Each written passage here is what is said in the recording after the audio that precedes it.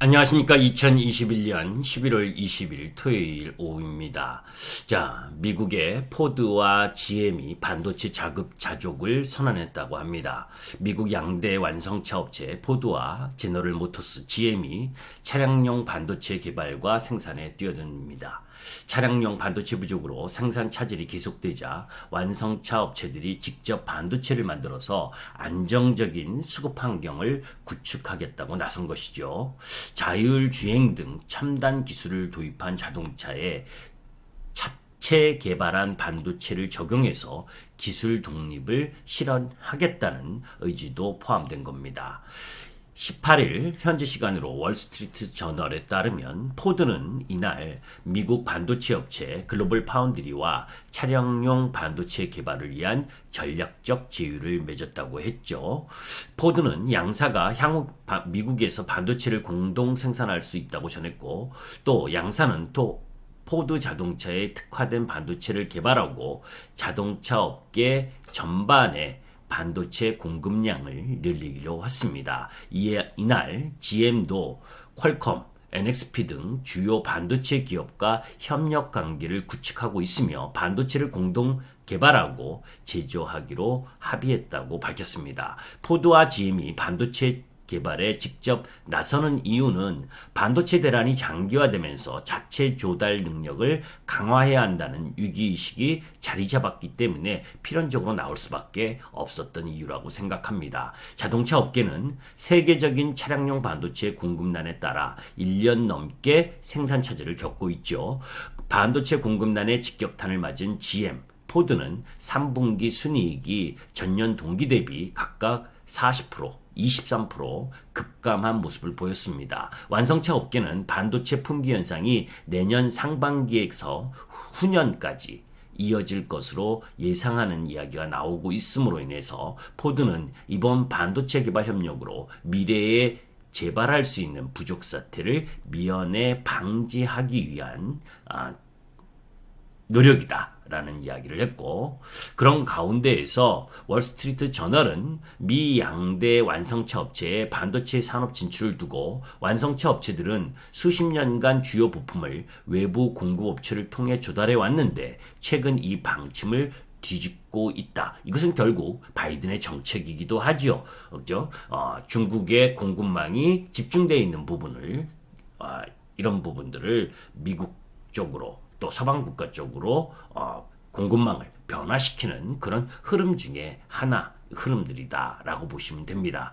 차량용 반도체는 엔진 보정부터 에어백까지 자동차의 다양한 기능을 제어하는 데 사용되는데 자율주행, 멀티미디어 환경, 결함 감지, 원격 소프트웨어 등 신기술을 적용하기 위해서는 더욱 고성능 반도체가 필요하며 가격도 비쌀 수밖에 없습니다. 시장 조사기관 스트래티지 애널리틱스는 자율주행 기술 레벨 수준에서 드는 차량용 반도체 비용과 관련된 부분을 언급을 했는데 이 부분을 한번 보도록 하죠.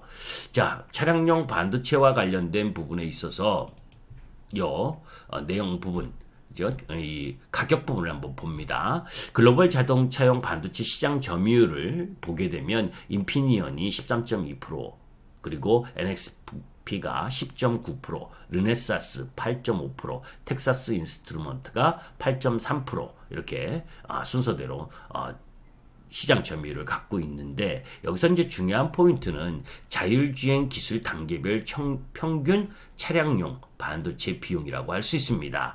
우리가 자율주행 단계를 5단계로 나누죠. 그래서 레벨 1단계는 속도, 차간거리 유지 등 일부 개입하는 정도, 그리고 레벨 2는 특정 상황에서 보조 시스템을 작동하는 정도, 그리고 레벨 3은 제한된 조건에서 자율주행을 하는 정도, 그리고 레벨 4는 상시 자율주행 운전자 탑승 필요, 레벨 5는 완전 자율주행, 무인 주행 가능한데, 여기에서 향후 몇 년간 차량용 반도체는 계속 증가할 수밖에 없는 부분이지요. 그런 가운데에서 이 자율주행 기술 단계별 평균 차량용 반도체 비용을 보게 되면 레벨 2였을 때, 그러니까 특정 상황에서 보조 시스템을 작동하는 흐름 부분이었을 때 2020년 160에서 180달러 정도 차량용 반도체 비용이 들었다면 레벨 2 이상 2025년 이 레벨 3이나 레벨 4, 레벨 5 이렇게 넘어갈수록 그죠? 아직은 뭐 이 레벨 4와 레벨 5가 되려면 2030년 정도라고 보는데 물론 애플이 2025년까지 완전 자율주행차를 만들겠다 뭐 이런 이야기를 하지만 실질적으로 보게 되면 지금 레벨 3 정도 제한된 조건에서의 자율주행 요 정도 3, 4단계의 부분 정도까지 갈 가능성이 높겠죠. 여하튼 그런 레벨 2 이상 2025년으로 보게 되면 차량용 반도체 비용은 280에서 350달러 그리고 레벨 4에서 레벨 5로 가는 2030년에는 1150에서 1250달러 이 부분까지 차량용 반도체 비용이 증가한다라는 부분을 이야기합니다. 자, 차량용 반도체 점유율 1위인 인피니언은 폭스바겐, 현대차와 파트너십을 맺고 전기차의 충전 시간을 단축하는 반도체 기술을 개발하고 있는 상태지요. 또 인텔은 아일랜드 반도체 공장에서 차량용 반도체를 집중적으로 생산할 계획이라고 밝혔고 또 퀄컴은 연 10억 달러 규모인 자동차 영업을 10년 뒤 100억 달러로 확대하겠다고 선언했습니다. 퀄컴은 독일 BMW와 차세대 자율주행을 위한 반도체 공급 계약을 체결하기도 했죠.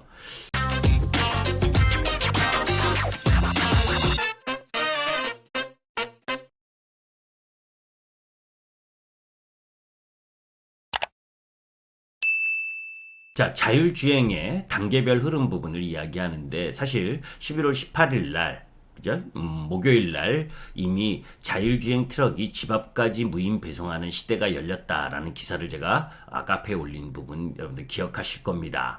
AI 자율주행 기술 기반 무인 배송 시작한 월마트 소비자 문 앞까지 모두 무인으로 상품을 전달한다. 빠른 배송 구현하고 인력난의 걱정을 줄일 부분으로 갈 수가 있다. 자율주행서 앞서가는 미국 유연한 규제도 뒷받침되고 있다라는 부분. 그래서 월마트 로봇트럭 부분, 월마트의 이 자율주행 이야기가 이 기사 내용에 있습니다. 먼 미래의 얘기 같았던 무인 배송의 시대가 열린다는 거죠. 월마트는 완성차 제조업체인 포드 모터스와 미국 자율주행 스타트업인 가틱 그리고 AI 스타트업 아르고든과 공동으로 개발한 자율주행 로봇트럭을 통해 무인 배송 서비스를 처음으로 선보였습니다. 24시간 운행되는 로봇트럭엔 안전을 감독하는 운전자가 승차하지 않습니다. 차내엔 카메라와 AI 센서 등이 탑재돼 원하는 목적지로 자율주행하는 방식입니다. 자, 조금 전에 보셨었던 거의 뭐 레벨 5의 수준의 이야기를 하잖아요. 그죠? 뭐 아직 그것에 대한 시행착오도 일정 정도 있을 수 있지만 이 정도로 지금 속도가 빠르게 진행되고 있다는 걸 보여주는 거죠. 사실 18일 목요일 날 오전에 이 자율주행 트럭과 관련된 이야기 아까 이야기했었던 부분에 이 레벨 3, 레벨 4, 레벨 5로 가는 이 자율주행의 속도, 그죠? 이 시기가 좀 앞서는 흐름, 이런 부분들이 기사를 바라보면 목요일부터 자율주행 관련주들에 대한 부분을 좀 관심 있게 볼 필요가 있었죠. 금요일 날 라닉스를 비롯해서 자율주행 관련주들이 급등하는 모습들을 보여준 부분도 이러한 기사 부분에서 일정 정도 힌트를 가져갈 수 있었던 부분이잖아요. 자, 그리고 애플 역시 자율주행에 가속도를 붙이고 있죠. 애플 2025년 페달, 핸들 없는 완전 자율주행 전기차를 출시한다. 이런 게 블룸버그 통신을 통해서 나온 뉴스인데 사실은 금요일 날 우리 시장에서 일정 정도 반영을 했었던 부분이죠. 그래서 LG전자가 급등을 하고 또 자율주행 관련주들이 급등한 부분, 아이폰 제조업체 애플이 빠르면 2025년 그러니까 빠르면 완전 자율주행이 가능한 전기 자동차를 내놓을 수 있다는 보도가 나왔습니다. 물론 익명의 관계자를 인용해서 이야기한 내용이고, 그죠? 애플과 사업을 추진하는 특별 프로젝트 팀, 프로젝트 타이탄을 운영하고 있는데 2014년부터 조향 가속에 초점을 둔 제한적인 자율주행차 모델과 사람의 조작이 아예 필요 없는 완전 자율주행차 버전 두 가지를 동시에 염두에 두고 왔는데 완전 자율주행 버전에 더 집중하기로 했다라는 이야기입니다. 자, 애플카는 운전대와 페달이 없고 실내도 이런 특성에 맞춰 설계될 전망인데 다만 비상시 운전자가 차량을 통제할 수 있는 모드를 장착하는 방안도 논의됐다고 합니다. 논의한 모델 중 하나는 리무진 차량처럼 승객들이 차 양옆에 좌석에 앉아 서로 마주보는 형태고 대형 아이패드 같은 터치스크린식 시스템이 차량 중앙에 설치돼서 승객들이 이용하는 디자인도 검토되고 있다라는 부분입니다. 애플은 곧 도로 테스트에 나설 전망이라고 이야기가 나왔는데 캘리포니아주 차량국에 따르면 애플은 자율주행 실험용 렉서스 스포츠 유틸리티 차를 69대 보유하고 있고 내부적으로 7년 뒤로 잡았던 개발 일정을 앞당겨서 4년 뒤인 2025년 자율주행차를 출시한다는 목표를 세운 것으로 알려졌다. 다만 이 일정은 여전히 유동적이라면서 이 목표를 맞추지 못할 경우 출시 일정을 연기하거나 미흡한 자율주행 능력을 갖춘 전기차를 내놓을 수 있다고 통신은 덧붙였다. 물론 애플은 이날 보도에 대해 블룸버그의 논평을 거부한 상태입니다. 이 애플의 자율주행차 관련 내용도 결국 차량용 반도체 칩과 관련된 흐름으로 볼 필요가 있습니다. 조금 전에 여러분들이 보셨었던 내용인 이 미국 포드 GM 반도체 자급자족 선언 이런 내용도 결국 자율주행으로 가면서 이 차량용 반도체의 비용이 증가하고 또 이 소요도 많아질 거 아니에요. 그런 가운데에서 기본적으로 이 차량용 반도체의 수급을 원활하게 하려고 하는 글로벌 완성차 업체들의 노력이 보여지고 있고 또 그런 가운데에서 삼성전자는 어떻게 할 것이냐, 그죠? 이전에 글로벌 차량용 반도체 이 회사들 인피니언이나 또 NXP 그리고 르네사스 그래서 이런 기업들 중 하나를 M&A 할 것이냐 말 것이냐 이런 이야기도 많이 나왔었잖아요.